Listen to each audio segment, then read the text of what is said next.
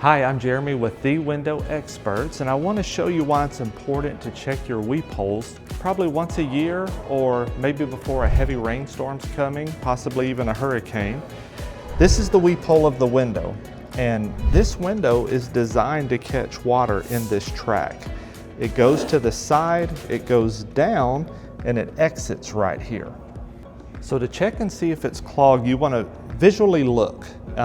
Obviously, if you see something there, get it out.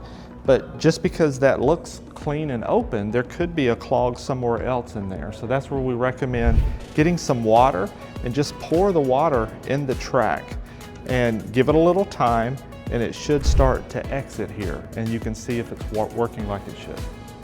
So if the water's not coming out, take some compressed air and put the nozzle in here and shoot the air in there to clean out any debris that could be stopping the water.